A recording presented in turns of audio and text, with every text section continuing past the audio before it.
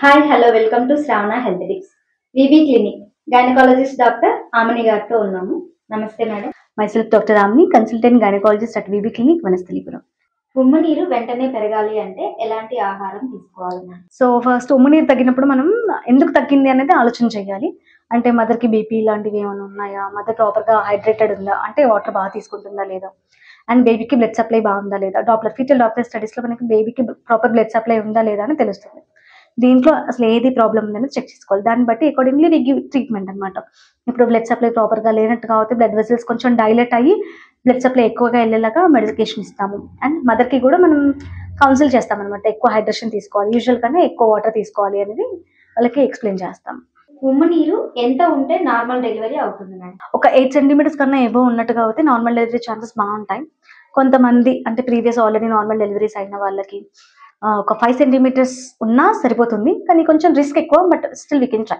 గర్భిణీ స్త్రీలలో ఉమ్ము నీరు తక్కువ ఉందని ఎలాంటి సంకేతాలు కనిపిస్తాయి మేడం? సో మదర్స్ యూజువలీ కంప్లైంట్స్ ఏమని చెప్తారంటే మూమెంట్స్ తక్కువ అయిపోయాయి, ముందు కన్నా ఇప్పుడు అంత యాక్టివ్ లేదు బేబీ, మూమెంట్స్ తగ్గిపోతున్నాయని. ఆటోమేటిక్గా వాటర్ తక్కువ ఉన్నప్పుడు బేబీ అంతే యాక్టివ్గా మూవ్ అవ్వదు, సో మూమెంట్స్ అప్పుడు తక్కువ అవుతూ ఉంటాయి. మనం అబ్జర్వ్ చేసినట్టుగా అయితే యూజువల్గా 34 వీక్స్కి ఉండాల్సిన అంత సైజు యూట్రస్ ఉంటుంది అనమాట. ఒక 30 వీక్స్కి 32 వీక్స్కి అలా తక్కువ ఉండడం, అట్లాంటి సైజ్ అనేది తక్కువ ఉండడం అట్లాంటివి జరుగుతూ ఉంటాయి. అండ్ ఈజీగా మనం ఫీటల్ పార్ట్స్ అనేవి తగులుతూ ఉంటాయి అనమాట, ఈజీగా తగులుతూ ఉంటాయి, అలా చెప్పొచ్చు ఉమ్ము నీరు తక్కువగా ఉంది. గర్భిణీ స్త్రీలు ఏ పొజిషన్లో నిద్రపోవాలి మేడం? గర్భిణీ స్త్రీలు ఎప్పుడైనా సరే స్ట్రైట్గా సుపైన్ పొజిషన్లో ఇలా నిటారుగా పడుకోకూడదండి. ఎందుకంటే పడుకున్నప్పుడు ఆటోమేటిక్ ఏమవుతుందంటే ఆ సంచి యొక్క బేబీ అండ్ గర్భ సంచి మాయ దీని బరువు అంతా వెళ్ళి మనకు వెనకాల పడిపోయింది. వెనకాల మనకి ఒక అయోటా అని ఒక పెద్ద వెజిల్ ఉంటుంది అనమాట. ఆ వెజిల్ నుంచి మనకు బ్లడ్ సప్లై ప్రాపర్గా అవుతూ ఉంటుంది బేబీకి. సో ఎప్పుడైతే దాని మీద ప్రెషర్ పడిందో ఆటోమేటిక్గా బ్లడ్ సప్లై అనేది తగ్గుతూ ఉంటుంది. సో అందువల్ల ఏం చేయాలంటే మదర్ ఏదో ఒక సైడ్కి తిరిగి పడుకోవడం, ప్రిఫరబుల్లీ లెఫ్ట్ సైడ్ తిరిగి పడుకోవడం బెటర్. ఈ పొజిషన్స్ వల్ల కూడా ఉమ్ము నీరు తగ్గే అవకాశం ఉంటుందా మేడం? యా ఆబ్వియస్ గా ఉంటది. ఏంటంటే బ్లడ్ సప్లై ఆటోమేటిక్ గా తగ్గిపోయినప్పుడు ఉమ్ము నీరు అనేది తగ్గే ఛాన్సెస్ ఉంటాయి కాబట్టి ఒక సైడ్ కి తిరిగి పడుకోవడం బెటర్.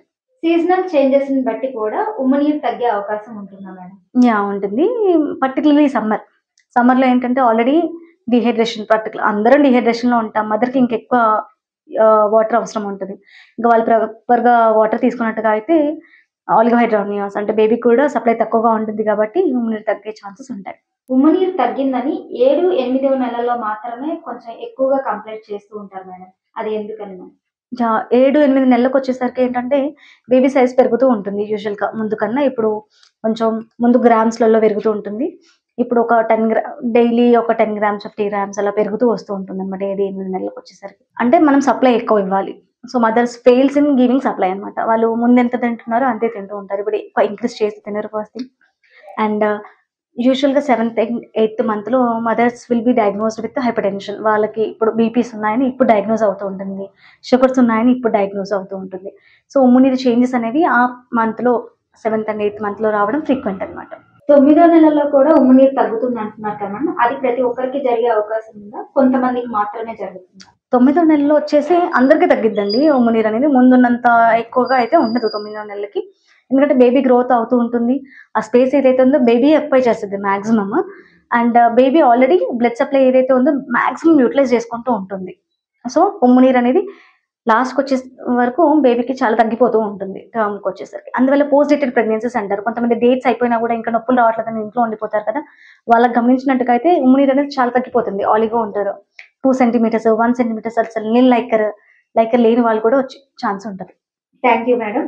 థ్యాంక్ యూ అండి.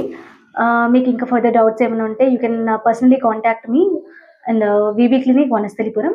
అండ్ మీ డౌట్స్ ఏమైనా ఉంటే కామెంట్ సెక్షన్లో కూడా మీరు అడగవచ్చు. అండ్ మా పర్సనల్ నెంబర్ కూడా మీకు ఇవ్వడం జరుగుతుంది. ఆ నెంబర్కి కూడా మీకు డౌట్స్ ఏమైనా ఉంటే you can ask me. Thank you. మీకు ఏమైనా డౌట్స్ ఉంటే కామెంట్ రూపంలో తెలియజేయండి. Please like, share and subscribe Shravana health tips. Please follow Insta and Facebook also. Please like, share and subscribe Shravana health tips.